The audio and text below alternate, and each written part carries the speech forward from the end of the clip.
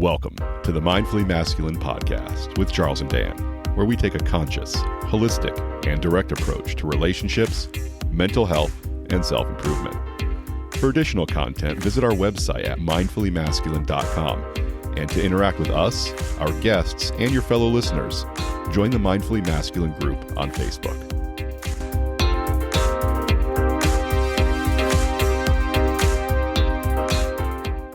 Good morning, Charles. Good morning, Dan. How are you? I'm well. I got a 88% recovery at my Whoop band today, which is rare to be that. First of all, it's rare for me to be in the green at all, which is, I think, 67%, right? Yeah, I think in terms of recovery. And I got an 88, and I am contributing that to the crappy job my contractor did on my patio. How does that work out? Well, funny you should ask. So basically, he was supposed to sand and seal the patio, and he didn't put enough sand in between the pavers. So I had him come back. He put more sand down, and then he sealed it again. And what happened was the sand got stuck in between, in chunks in between the pavers, and then like spread all over the pavers. So I've been out there with, and it's not all like stuck in there. It's all like powder. So, I mean, it looks like the Sahara Desert basically on my patio. And he considered that a job to be done. So I had him come back multiple times to clean it up, and still sand got in the pool, destroyed the vacuum. So yeah, he broke a couple of my lights, didn't tell me about it. This was an absolute nightmare. And he kept claiming he was a professional. So anyway, I've been out there cleaning that up, and the only time I've had to do that has been early in the morning.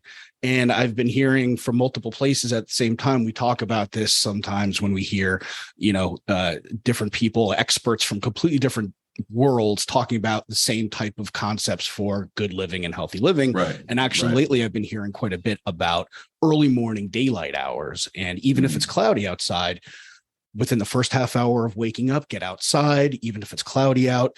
If you can watch the sunrise, even better. I know you're an early morning guy, but what that does is it sets the melatonin up in your body to be released properly. And that helps with the sleep, believe it or not, 13 hours later, I think, or 14 to 16 hours later. And same thing in the evening. It's good to watch like a sunset and be outside around dusk, because that also reduces the sensitivity of your eyes to light. So even if you're staying up past that point, you are less likely to be affected by bright lights, which can mess with your sleep, as you know. So I was up cleaning my patio and trying to clean things up from that mess like the last 3 days. And, yesterday morning, I spent quite a bit of time out there first thing in the morning, but it really helped. I didn't sleep long, but I got a really great recovery. So I'm pretty excited about that. What time have you been waking up to do this work? So I'm a strange sleeper. Sometimes I will wake up in the middle of the night to eat something, as we know. And then other times I'll wake up at like 4 or 5 and I'm like, well, this is too early. And I don't have anything pressing to do. So I would just go back to bed. I heard from the Huberman Lab podcast. Huberman was on a different podcast, actually. I think Dr. Mark Hyman, and they were talking about sleep. And he had said some people will wake up at 3 or 4 in the morning, and he said sometimes it's better just to stay awake. That's what your body wants to do, and it just means you'll be going to bed a little bit earlier, or you might need to take a nap. So I was like, okay, I'm not going to fight this. And I got up at around, I think it was like 4:30 the other day. But it was nice. I took my time getting ready. I was able to do some journaling. I was able to kind of relax and have a peaceful morning, which I haven't had in a while because I've been rushing a lot. So I kind of actually got up. I stayed up.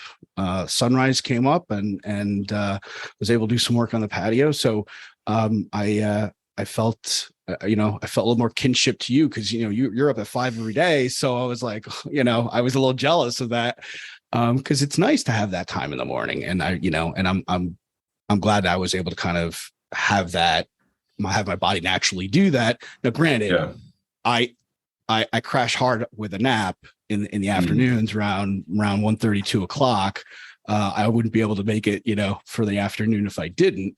So that being said, I do feel like I'm getting more stuff done because everything's kind of quiet in the morning. You can really focus in on what you want to do and get stuff done for yourself before people start bothering you. So Yeah, there's really no competition for your time at 5 a.m, at least. Not in our time zone and not in our culture.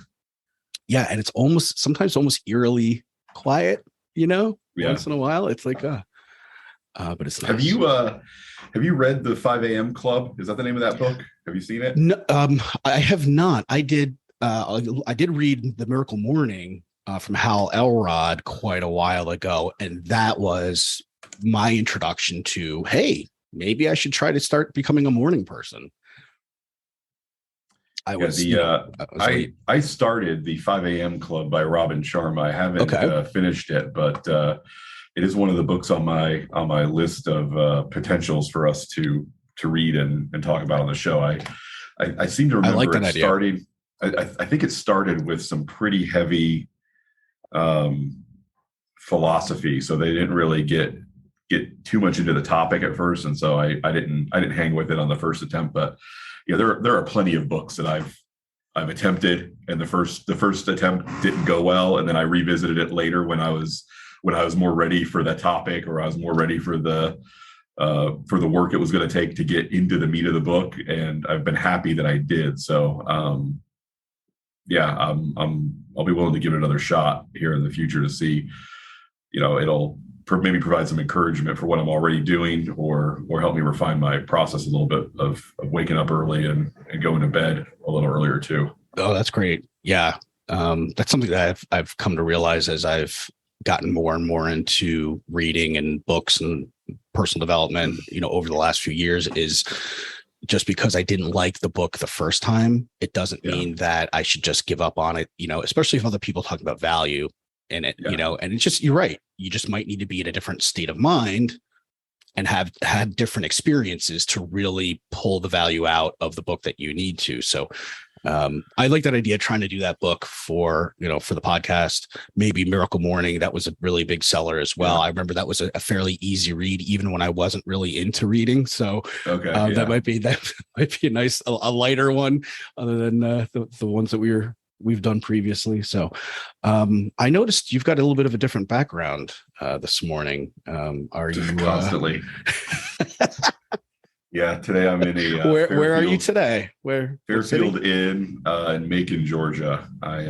2 nights ago I drove up to and by I drove, I mean I slept while my friend drove up to north of Atlanta. She's in the market for a new RV, and we found one that looked like it might be a real diamond in the rough good deal, and so wanted to strike while the iron was hot. So we left the Orlando area around 9:00 at night and drove straight through to, we stopped for a nap at a rest area. Oh, now you're talking my talk, baby. Yeah. Around Macon. We stopped for a nap. I love it. And got an hour and a half, I'd say maybe 2 hours of sleep there, and then finished the trip, got there. And like I told you yesterday, the fixer-upper was more of a fixer and less of an upper. Mm-hmm. Mm-hmm. Yeah, whenever you're looking at buying anything from any kind of a dealer that's used, and they're like, we're not exactly sure what the problem is, we haven't diagnosed it. The skeptic in me tells me they know exactly what the problem is, and or they suspect what the problem is, and it's that plausible deniability is better than actually being able to say, it needs a new gas generator and that'll run you $7,500. So it's easier for them to say, it won't start up. We're not sure exactly what the problem is. And so the answer is always assume the worst case scenario. I mean, look, that's what the pessimist in me says, at least. Not that I'm planning on buying a RV dealership at any point in time, but it seems to me that you would never want to say, we don't know what the problem is. I mean, unless there wasn't enough time, unless it just came into the dealership, we haven't had time to diagnose it and tell you what it is, because it's a pretty hot market to find them. So in that case, I could understand that. But why would you ever, you're the experts, right? You're the dealership. Right. You're the ones who are going to, make sure that everything is working properly and be able to fix those strange problems and stuff like that, rather than just going, we really don't know what it is. Like, yeah, that doesn't strike confidence in me at all. Yeah. And I would say, let me tell you, used car salesmen get a bad rap, and perhaps justifiably so. But the personality disorder that's required to be an RV salesman has blown me away over the last couple. It's like the lack of social skills. And if we have any RV salesmen in our audience, from the bottom of my heart, I'd like to say, stop listening. We don't want you. You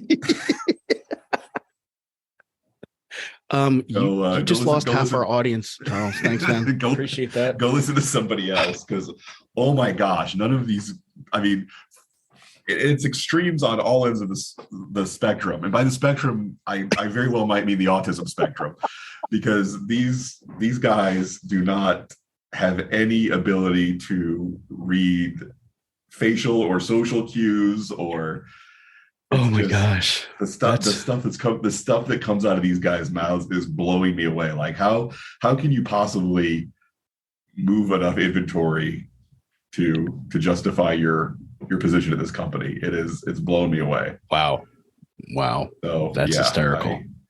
I can't think of any jobs that I would feel I was more of a failure than if my son or daughter came home and said, "Hey, I'm going to be fill in the blank." If the answer was RV salesman, I would just put my head in my hands and take ownership of failing as a father. Something to look forward to. Yeah, exactly. So I don't know, man. I don't know how her and I are going to get through this process. I mean, she's the one with everything on the line. I'm just going along for it and suffering through these interactions with these deeply damaged men. Yeah. So just like I know I mentioned it too. When I was briefly looking at RVs, went to the one around the corner in Castleberry. Did you ever make it over there and no, at least make a relationship to?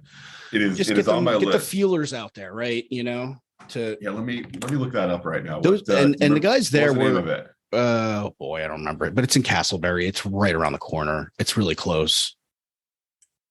Let's see. Was it Orlando RV? Yes, it is Orlando RV in Castleberry. Perfect. Yeah, Orlando RV in Castleberry. That's the one. Yep. So now I'm faced with the dilemma of, do I believe you found the one normal RV salesman, or do I have to call your personality into question and think that maybe you thought the psychopath was okay?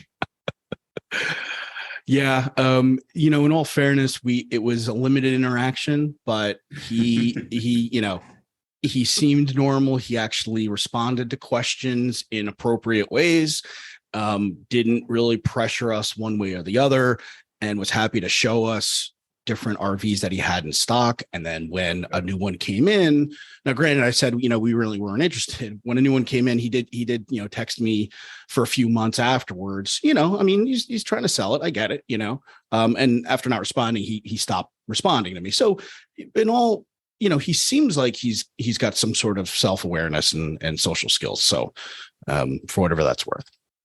All right. I will, we'll swing on by and see what kind of experience we have. Maybe this will be the place where all the not crazy ones go to work. Yeah, maybe.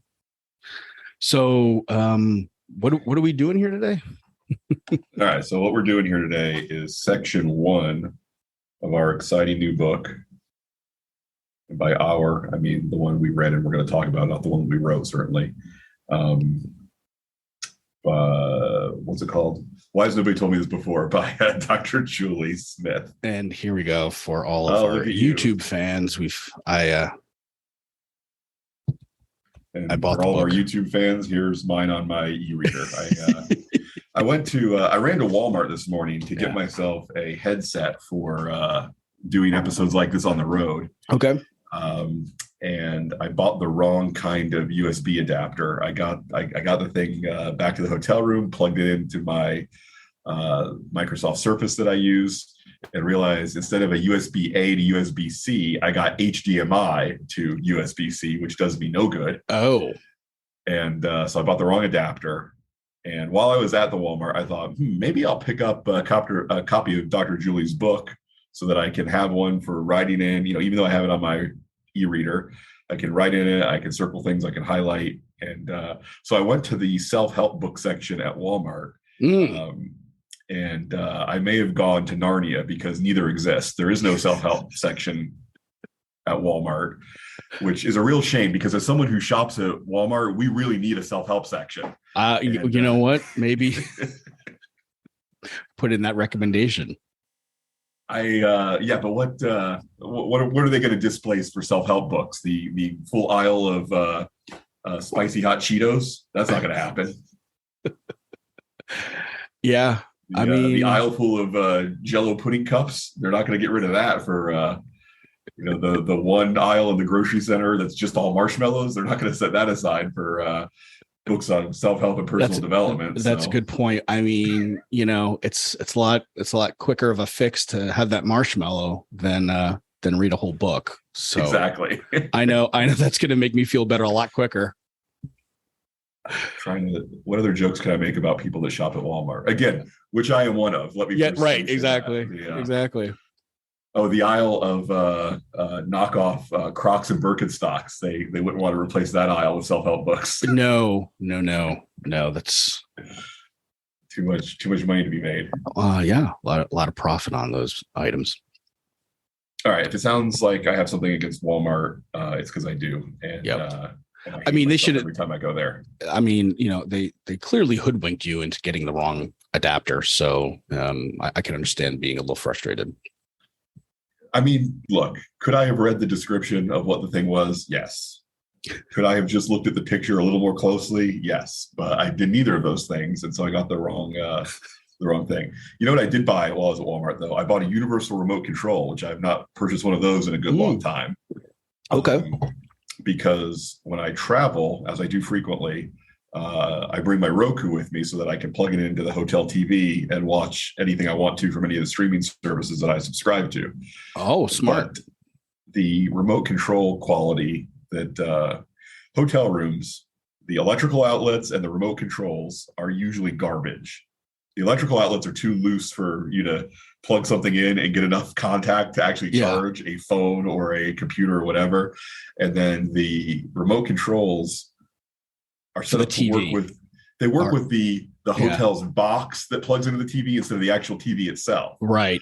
So what I want to do is unplug everything from the TV and just plug in my Roku and then be able to control both of them with my two remote controls. Oh, there you go. And I spent $7.88 on a universal remote in the hopes that it would make my life easier. And obviously for under $8, it's not going to come with batteries. So while I was not reading the description of my USB adapter, I also did not read the universal. Today's been a failure. I think that's what I'm saying. Yeah. Should we just end the podcast right now? Just say, all right, we're done for the day. Just go back to bed. Let's tell people how to let's continue our tradition of being a cautionary tale to people so that they can have a better life than we do. Sounds good. Let's get into it. So clearly, you are suffering from chapter 1, which Dr. Julie Smith talks about, is understanding low mood. So yeah, I mean, what's nice is the book, and this was Charles's recommendation for the podcast, and that came from his friend.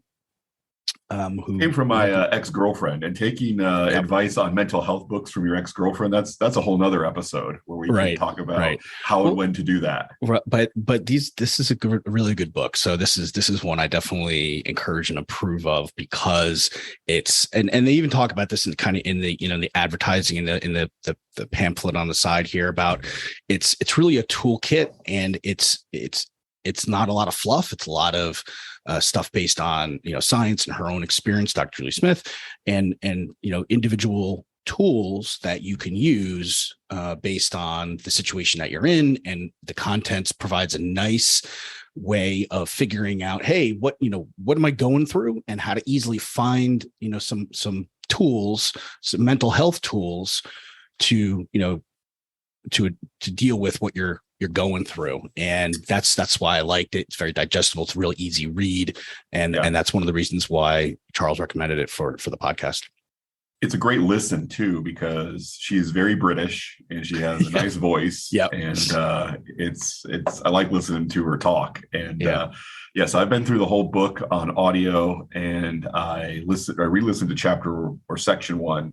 We're going to cover a section in each episode, and then the section has multiple chapters. I listened to section 1 recently within the last few days. I think it was on Tuesday, actually. I listened to it while I was driving to and from work. And then I reread section 1 this morning. And she doesn't say that there's a prerequisite to getting into this book, but I'm going to say that there is. And here's what I would suggest. With section 1 in particular, there is a heavy emphasis on being able to notice things, notice things about yourself, about all the things that go into, I mean, when you're having a negative mood or a low mood experience, there are a few things that typically go into that: your thoughts, your emotions, your behaviors, physical sensations that you're experiencing in your body. And I find it helpful for me, and I don't get it right every time. I don't notice those things when I'm in the middle of those things, but I want to. And having a mindfulness practice where you have flexed your muscle and developed that muscle of just being able to notice things without judging things seems like it would be not a prerequisite, but very helpful in being able to recognize what is going into your low mood when you're experiencing it. So just practicing noticing things without judging those things or ruminating, just saying, oh, okay, I'm feeling this right now. I'm feeling this in my brain. I'm feeling this in my body. I'm feeling this in my environment. Whatever you can notice is really, it seems to be the only path out of the negative feedback loops that turn into low mood and possibly, eventually depression. Yeah, that's a great point. And what's nice is you don't need to necessarily be like an expert on noticing things, because she does walk you through the process of how to get there, of how to notice those things, what could be going on that would help you identify, your physical state, your the behaviors that you're doing, the emotions that you're having, and that whole process. And she talks about is really, you in order to do that, you need to find a way to kind of take a step back and, think about what your experience is, even think about your thoughts, right? She talks about that a little bit too, but that's a great point, that it's really all about noticing what, some aspect of your world, and that's your physical being, your emotional state, your thoughts, all that stuff, right? And then what I like is, we'll get into a little bit, but basically that, the idea is by doing that, you're actually then separating yourself out from the experience, and that allows you to make other choices, or make you at least realize that there are other choices that are out there, and you're not stuck in that state forever. Yeah. And it is very easy to feel like you're stuck. I think you'll probably remember this seemed to be a big thing in the 90s, maybe even goes back to the 80s. But when people would talk about depression, and when doctors started writing crazy amounts of prescriptions for antidepressants, sort of the buzzword that we heard all the time was chemical imbalance. I have a chemical imbalance. And this idea that we can jump to this feeling like, oh, I just got a bad brain. When God, evolution, the universe was handing out brains, I just got a bad one. And so I'm just stuck feeling like garbage all the time. Yeah. And she does a good job of kind of dispelling that myth to say, no, the reason that you're feeling bad is probably not just because you've got a bad brain. It's probably because you have things that you need, and those needs aren't being met right now. So naturally you feel bad about that. And those needs, right? She in chapter 1, she talks about usually they're physical, right? So look at she goes right in the first thing she talks about is look at your physical state first. Why? why you're in this low mood might be you're tired. Like, and she even goes, and I like the little story she tells about, when she, and most of us have dealt with this, when you're sleeping and then your alarm blares and wakes you up, and it's like traumatic, right? Like you get that huge rush of adrenaline, and it just scares you awake. And that sets up actually a cascade, like that your body is now feeling like it's under attack. And so it's going to then be protective. And that includes the thoughts that you have. Your brain is going to be in that protective mindset. And so that's going to be then it can contribute to a low mood. It's, or being upset about something that normally wouldn't bother you quite as much. Right. And so you might, if you've been driving all night looking for RVs and staying up late trying to find batteries in Walmart or forgetting about, or looking for remote controls in Walmart, that absolutely, will contribute to your low mood. And she goes through some different strategies, and she calls it like a mental health toolbox in chapter 1. And all throughout the whole book, there's references. There's a little toolbox section, and she'll gives you guidance on how to overcome what you're going through. Yeah, I love. I love it when authors especially are willing to acknowledge, and the self-help genre is full, in my opinion, of people who are trying to give you maybe a little bit more power and more credit than is actually due you, where they try to, say, oh, if you get your mindset right, you can do all these things and you can have the life you want. And I love that she's willing to say, essentially, we don't pick our thoughts and our emotions. Mm-hmm. The thoughts and emotions just happen. But what we do have the power to do is construct an environment around us where the positive thoughts and emotions are going to be encouraged, and the negative ones are going to be maybe not discouraged or minimized, but at least we can create an environment for ourselves where they're less likely to get a foothold and give us one of those downward spirals where we just keep feeling worse and worse. Yeah. And I think the important part that's consistent with both of those is that you're setting up yourself to be able to take control and responsibility for those emotions and those thoughts. You are setting up, because you are the very nature of you being interested even in reading this book and in, becoming aware of this, means that you are taking control over those and setting up that responsibility means setting up that environment, right? All of those things, whether they're good thoughts or bad thoughts, good emotions or bad emotions. The key here is you are willing to then do the work and put in a little bit of time and effort and energy to manage what's going on versus just being stuck in them and saying, I've got a bad brain. Like you said, this chemical imbalance, there's nothing I can do. Right. So the very fact that you even picked up this book or are listening to this podcast means something. Give yourself some credit for that. It means you're willing to put some time and effort into figuring this out. And that's a win in and of itself in my book.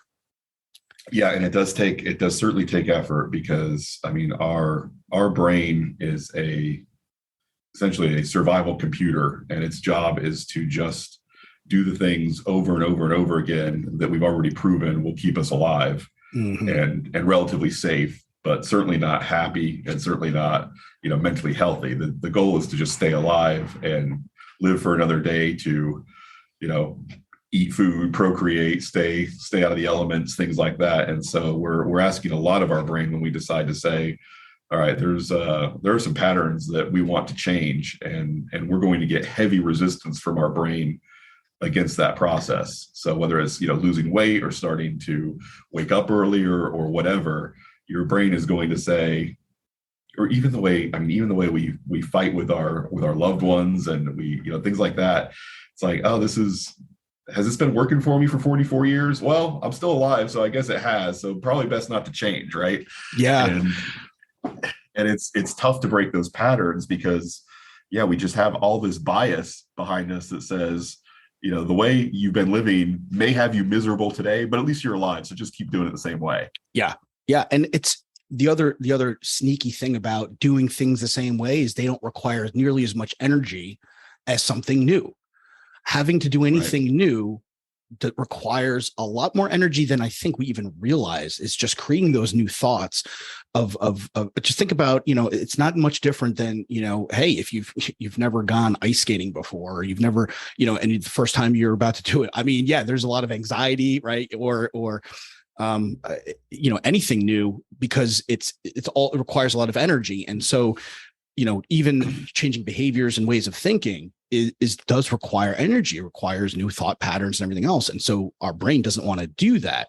And what that kind of leads me into one of my biggest surprise takeaways from this section in chapter 2 was the fact that when we are in a low mood, our body tends to want to do things to conserve energy, and those types of things contribute more to low mood. And so we're going to do more of the things that make our low mood worse, and we're not going to default to wanting to do exercise. So like when you're really overweight and tired, you don't want to put energy into like exercising. I mean, that's the last thing you want to do. Yeah. It's much easier to just sit on the couch and open up another bag of potato chips and watch TV. And that unfortunately is going to contribute to low mood.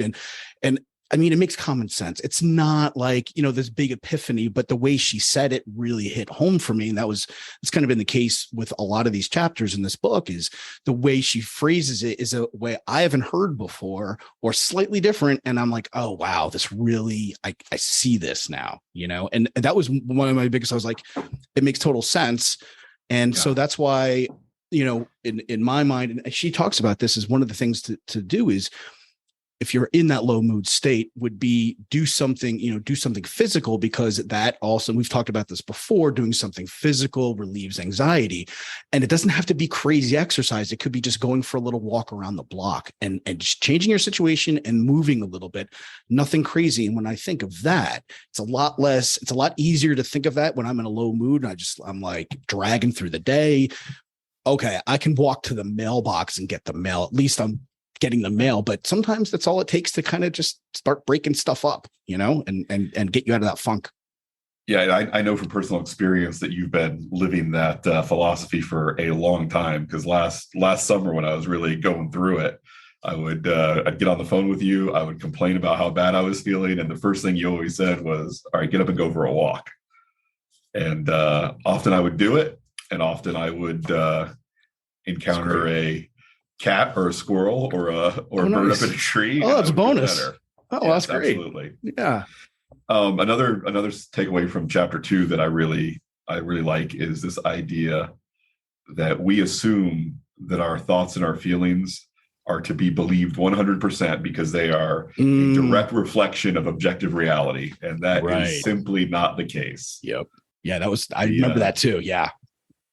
The idea that just because you're feeling something, just because you're thinking something, it is coming from, we talk so much about bias in terms of media and news outlets and stuff. And there is no heavier bias than the brain you've been living with for your whole life, telling you that the world is a certain way, or that the people around you are a certain way, or I mean, you're confirming those things. Every day you don't die, you're confirming that you're right about enough to keep you alive. Mm-hmm. And so it is hard to be in the moment of feeling something and be able to step back and say, okay, my brain's telling me this for a reason, and that's legitimate, and I should consider it, but I shouldn't just accept that it's absolutely 100% correct and the way things actually are. And that's right. I mean, the biggest piece, and she talks about this, is that's not the only possibility here. Right. And it takes a little bit of kind of swallowing your pride a little bit too, to go, okay, there's a chance here,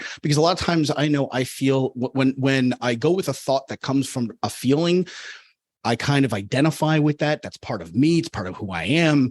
And so, like you just said, it's a really difficult bias to let go of. But if you can recognize that the initial thoughts and emotions that you feel are coming from a primitive part of your brain that is designed to protect you, and in doing so, it makes shortcuts. So it makes assumptions. And that means there's information that it's left out that it doesn't know about. So now when I think of it that way, I'm like, okay, let's just gather a little bit more information to make sure like this is accurate for what it is. And sometimes it's difficult because, a lot of us are kind of rushing around all the time and and you don't want to take the time to do that. But every time I've always gotten a better result. Yeah.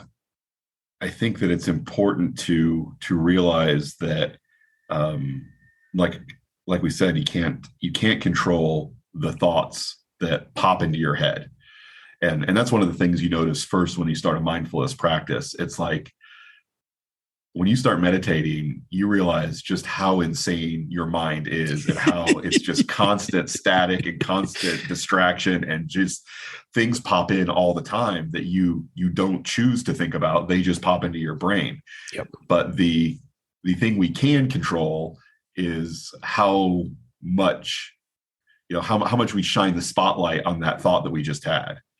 And we can control whether, one of the things Sam Harris talks about is like the feeling of anger. When you feel angry about something, if you don't feed your brain reinforcing thoughts about that anger, like, yeah, that was right, he did screw me over, or, why is it that people think they can get away with doing stuff like that to me? If you don't continue that cycle by thinking about your anger pretty much dissipates on its own without like a fire without oxygen. It burns itself out after not much time at all. Yeah. But if you keep feeding it, then it'll last for a day, a week, a lifetime, and you'll not notice that that's what's happening.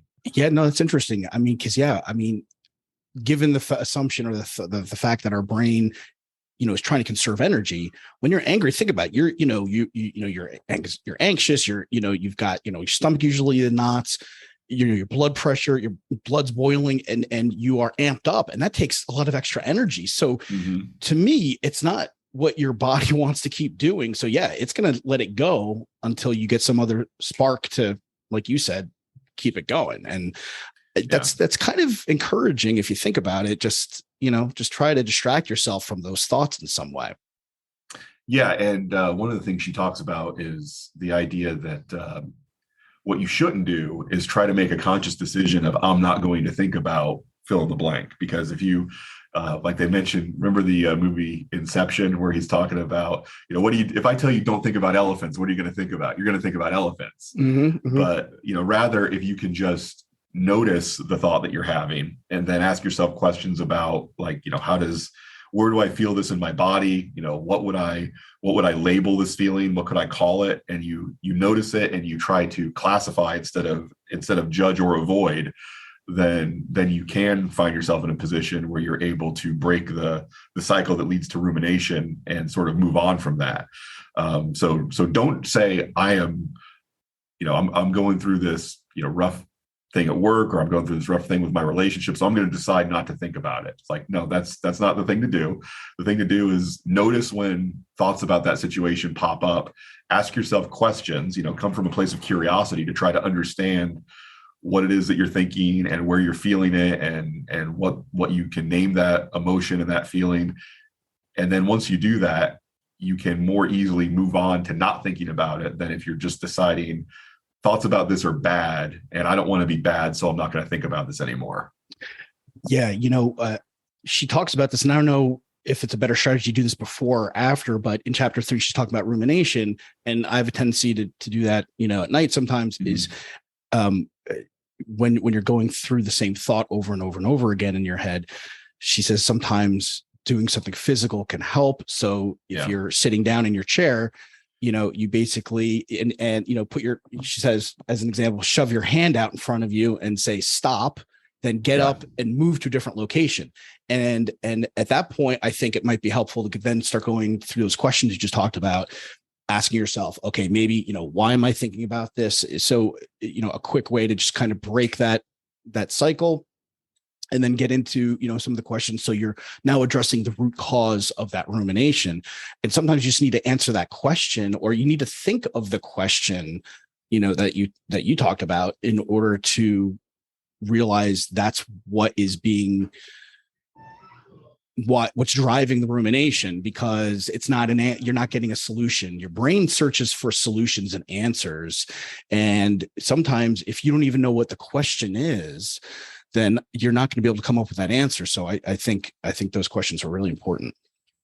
Yeah, one thing I noticed in chapter 4 of section 1 is how much of the advice she gives matched up to a lot of the stuff that we got from 12 Rules for Life, where and we've talked about that before. All good advice, regardless of the source that you get it from, it's going to have some stuff in common when it comes to having a more satisfying, more meaningful life.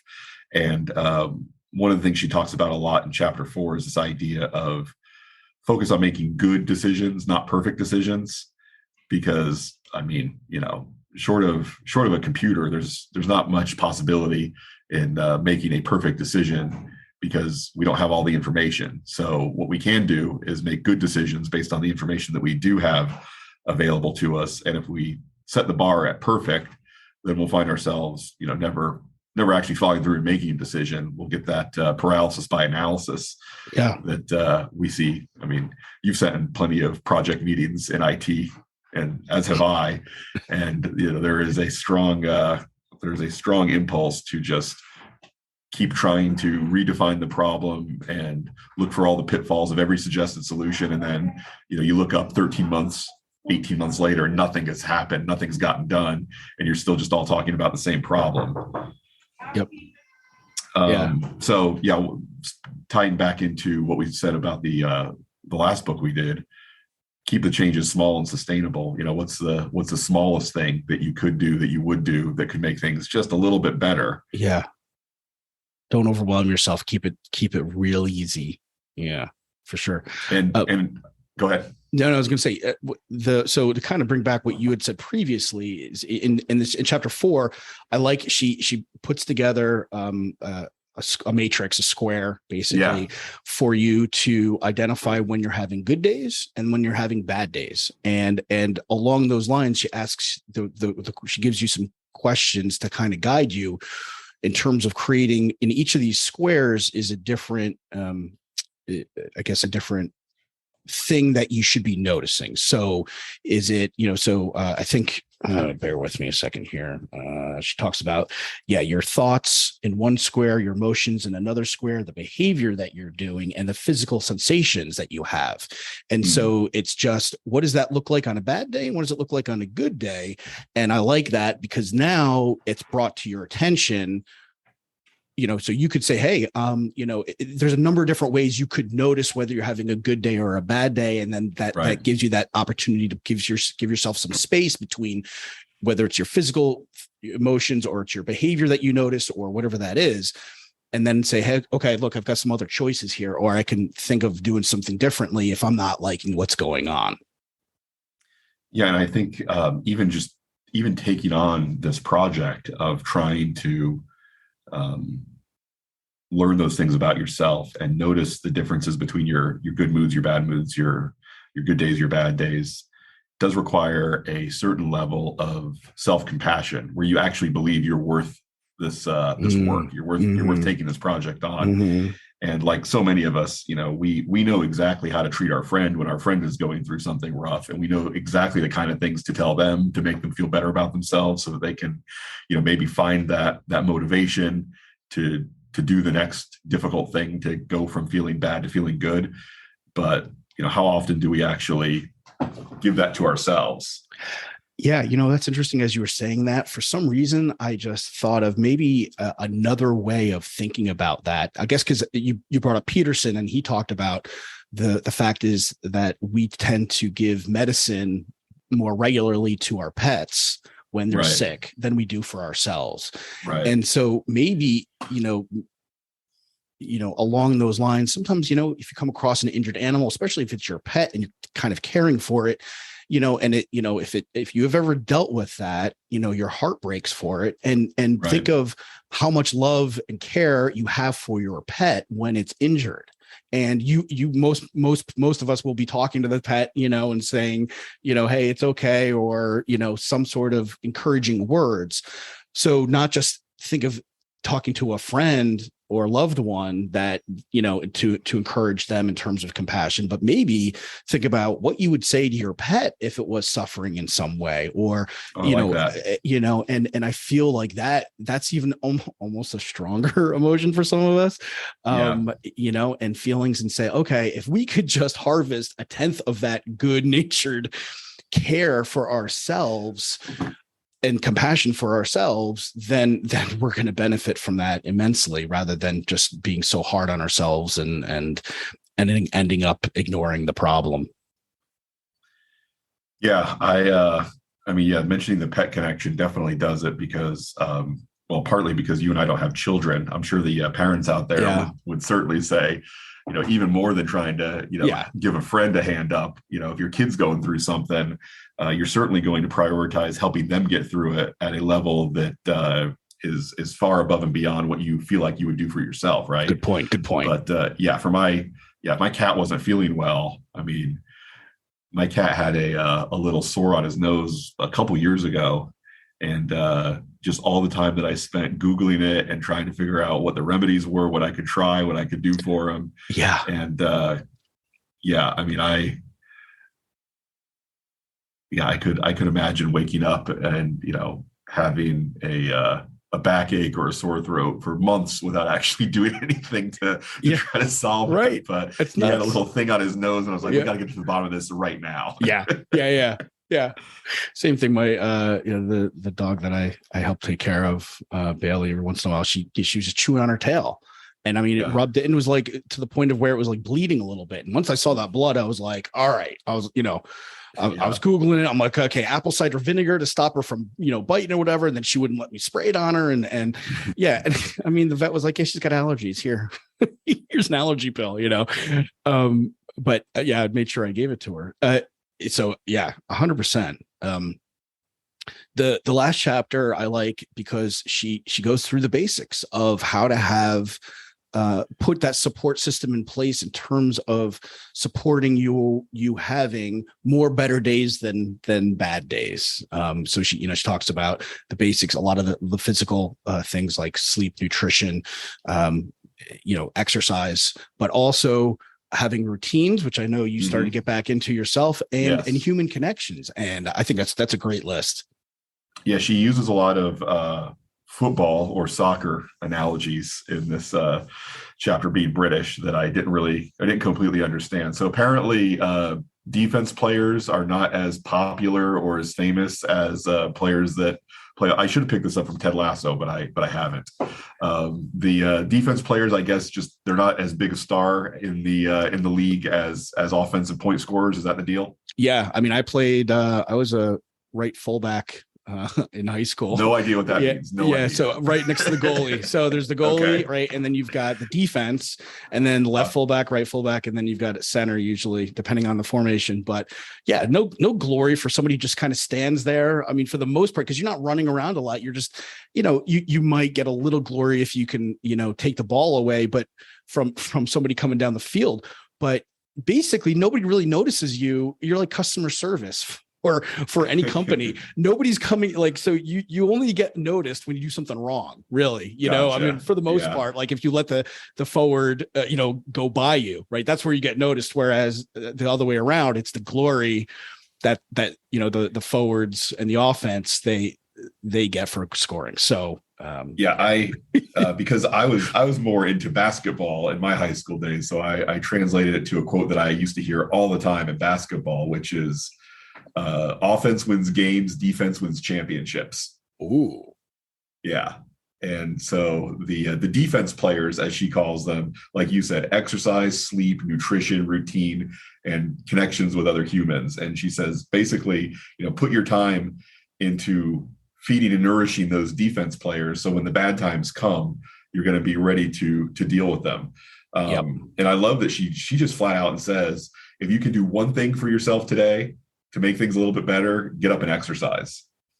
Yeah, it's because I think it's really the easiest thing of all of them to do, because you don't need to do much to get a direct effect. So standing up and, like I said, walking to the mailbox. Sometimes when I'm really in a bad funk, and a lot of that also has to do with the weather, believe it or not, too, so that's, if it's all overcast all day long and the sun isn't out, that does not help me at all. And that sometimes just breaks whereas like sleep, okay, there's a lot going on to get good sleep. Nutrition, you have to think, all right, well, maybe if you don't have healthy food in the house, or and it's not as exciting to have a salad as it is a pizza. Routines, if you don't have one, it takes energy to think of putting something together there. And human connections, sometimes you don't have control over finding someone you can connect with in a safe way. And so start for that immediate fix, that physical movement is key.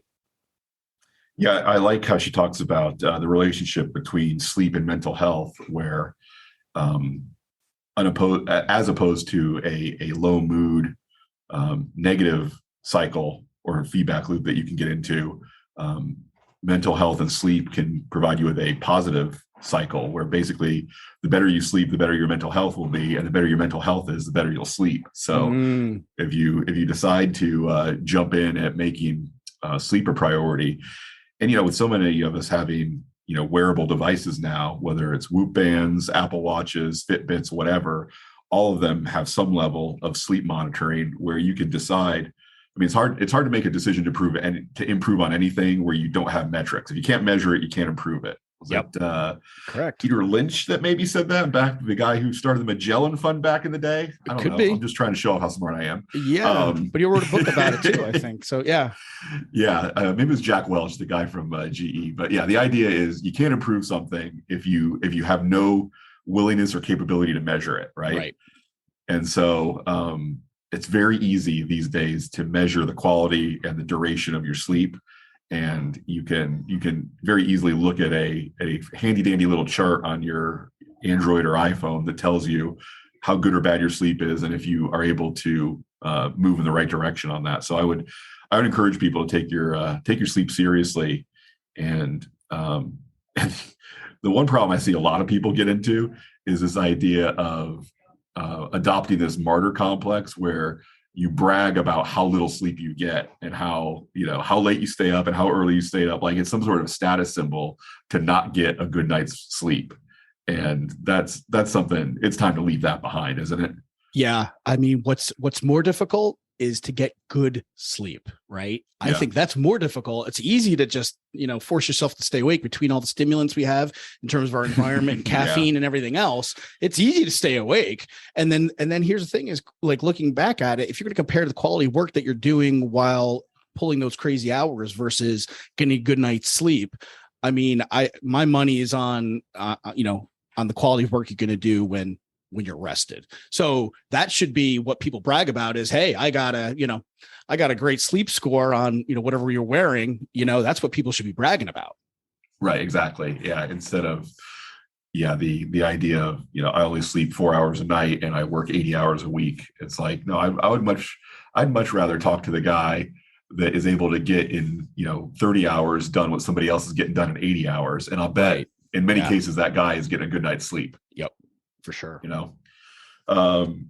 I like the part about nutrition and diet. She talks about, some of the mental health benefits from, she mentions the traditional Mediterranean diet, Japanese diet, Norwegian diet, but pretty much any diet that is going to avoid a lot of highly processed foods, a lot of empty carbs, a lot of sugar. I think all of those are better than just eating out of fast food restaurants and gas stations all day. Oh, for sure. And here's, everybody talks about processed food and how bad it is for you. And then, a lot of times I feel like they don't go into many details about it. They just say, well, avoid processed food. And that's right, what do you mean by processed? Right. Yeah. So, okay. Right. What do you mean by processed, one, and why is it so bad? Right. So, I mean, it's edible, right? So processed food means basically, anything, any changes that happen to the food coming from nature before. So if you're not eating it as if it came from nature, it is processed in some way. So, like fruits and vegetables, you can pull that right from the ground or from a tree. and eat that without much problem. Now, animal meat, though, there is some sort of processing that goes on in terms of, I mean, it's minimal, in terms of, a butcher is processing the meat and is chopping it up. Now, it gets finer and finer and finer, and now other things that are considered processing is stuff that you put into the food that normally doesn't exist in the food. So if you're putting in chemicals that preserve the food, or things that would make the food present itself in a different way. So even selective breeding, correct? Like, I mean, I've heard people say tons of times that, the founding fathers would not recognize what we call an apple because of the way that it looks and the way that it tastes compared to what they had back in the 1700s. Absolutely. Absolutely. And so now it's got most fruit has a lot more sugar than it normally does. Yeah. And, because that's what we've wanted, and too much sugar. So fruit, though, is not something you need to worry about. But what something I just heard recently and learned recently was that the things that basically hold the fat and the sugars together in a way that makes it shelf stable and actually holds things together, they're called emulsifiers, right? And so the problem with these emulsifiers is that your body and almost every processed food has emulsifiers. So basically things that, to keep the coating on like a Snickers bar from separating out into fat and sugar, it's an emulsifier. It brings these two types of molecules together. So the problem is our bodies, specifically our stomach, our reaction, our nerves, what they do is there's nerves in our stomach that detect when we're full. And what emulsifiers do is they make those nerves retract back into the body. So it literally numbs your stomach so you don't know when you're full.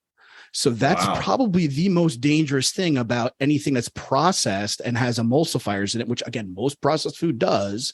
Yeah. That it really inhibits your sense of fullness, and we'll overeat. And when we overeat, we have too much sugar, too many calories, and we get fat and we get diabetes. That's interesting, because I ordered way back when I was doing the bulletproof coffee thing, where you do the MCT or coconut oil with some butter in your coffee. Mm-hmm. There was one supplement company that was selling MCT oil that you didn't have to use a blender. You could just pour it into your coffee and stir it up, and it wouldn't get that weird skin on the top. It wouldn't separate. Okay. Because it was emulsified MCT oil. So you could just pour it in, stir it up with it, and it looked just like you put regular creamer in your coffee, because they made it so that it wouldn't separate out the fat from the rest of the coffee. Interesting. So probably not the greatest choice in a supplement to make based on what you're telling me. Right. Correct. Yeah. Interesting. Yeah.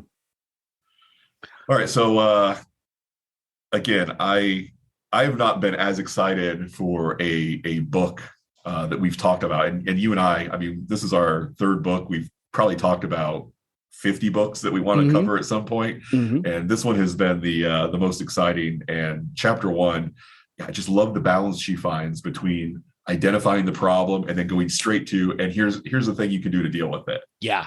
Yeah, it's perfect for our podcast. That's exactly really what we want to do. You and I, exactly. You and I mean, in some of those chapters in 12 Rules for Life, it was hard for us to try to dig out the actionable item that we could actually say to people, okay, so here's what you can do today to try to impact this in a positive way. But with this book, I mean, and again, our podcast is no substitute for actually going out and buying the book. I mean, you're not gonna get the full experience of reading this book from just hearing us talk about it. Yeah. So I would say, definitely consider going out to either a local bookstore or online. It's on Audible, it's on Amazon, it's on any of the e-readers you could get it on. So I would say definitely get this book, read the book, and read it with a notepad next to you so you can make notes of all the good stuff she's suggesting. Because also her Instagram is great. It's I think it's Dr. Julie on Instagram. I think it's just at Dr. Julie. Yep. She uploads so many good videos. She's one of my mental health. Instagram has been a real benefit for me over about the last year or so, where I found so many good people who share so much good practical advice, and she's certainly one of the tops. And so definitely follow her and us on Instagram, and spend a few hours a day And just do it at work. Go to the bathroom with your phone and spend a couple hours each day just looking at mental health Instagram. Yep. Yeah. I mean, don't complain to me when you get fired. No. And if you like these topics, again, one of the reasons why we encourage you to read the book is because, we may have said something in a certain way that, got you curious about it, but really to hit home and to make it, last and resonate with you a little bit deeper, the book is priceless for that, as well as our Instagram. And I'm kind of excited that we'll be a little bit more active on Instagram. That's going to be our first platform that we're going to be building the Mindfully Masculine media brand on. And we just started working with a podcast advisor, Virginia, and appreciate all of her advice so far. And I'm excited about becoming a little bit more polished and professional. Yeah, me too. I guess it's we can't get less polished and professional, so nowhere to go but up. I'm looking forward to hanging out tonight. You and I are going to Disney. You're going to ride the Avatar Flight of Passage for the first time tonight. I am. I'm excited. Thank you for getting the lightning passes. That was very kind of you. You have to get that at like 7 a.m. Were you up like refresh to get those? I was. Yes, I was. Well, not specifically for that. I was up at 7 to get my reservation for the Guardians of the Galaxy Cosmic Rewind, which we'll be doing. Okay, you're up there. My friend and I will be doing that later today. Got it. And exciting news on that, by the way. Get this. So as I've shared with you, there are 6 songs that you randomly get one of when you ride that ride. Yep. We got Conga, did we not? We did. God, I hate that song. I've gotten that 4 times now. It's my least favorite song, and I've gotten it 4 times. It's the only one that I've had a repeat on. Oh, wow. But anyway, this Christmas season, they're going to change up the list. They're going to have Christmas songs on the ride. Oh, that's a great idea. You could do that for every holiday, right? I mean, that's cool. Well, I guess not every holiday. Not every holiday. No, I don't think Arbor Day has 6 songs they can select from, but certainly holiday songs will be very exciting, and maybe they'll hang some Christmas decorations up around the ride. And I'm a sucker for Epcot's Festival of the Holidays is by far my favorite of the perpetual festival season that they have at that park. So. It starts November 25th. I will expect you to spend adequate time with me at Epcot during that time of year. As long as my poor man past allows me to and it's not all blacked out, during that time of the year. So we're gonna have to figure out a way to get you upgraded before the holidays for sure. We'll see. So we're gonna hit the parks tonight. I'm looking forward to that. And again, based on our advice from our new media consultant, we're gonna try to come up with some good stuff to share on the Instagram from our trip tonight. We'll see how that goes. Yeah, that'll be great. So the next section we'll be doing is section 2 from Why Has Nobody Told Me This Before. It's on motivation, and we the chapters are understanding motivation, how to nurture that motivation feeling, how do you make yourself do something when you don't feel like it, and big life changes, where do I start? So I'm excited for that one. As someone who is very low in the personality trait conscientiousness, getting me to do something that I don't feel like doing is very hard. If I want to do something, I'll do it for 36 hours straight without taking a break. But if it's something that I find unpleasant, or I don't want to do, or I don't see the immediate benefit, it is almost impossible to get me to do anything I don't want to do. So you're like the road runner. You're all it is a cloud. Exactly. Yeah, where'd Charles go? I got the impression he might not want to do this, so he left. So that's next week's episode, and I'm looking forward to it. So thanks, Dan. Look forward to seeing you tonight, and look forward to re-listening to section 2 in the next 7 days. Yeah. All right. Safe travels back. We'll see you later. All right. Take care. Bye. Yep. Bye. Thanks so much for spending time with us on the Mindfully Masculine podcast. If you liked the episode, or you think it would be useful for someone else, please leave us a review and join the Mindfully Masculine group on Facebook. Remember, fellas, don't act masculine, be masculine.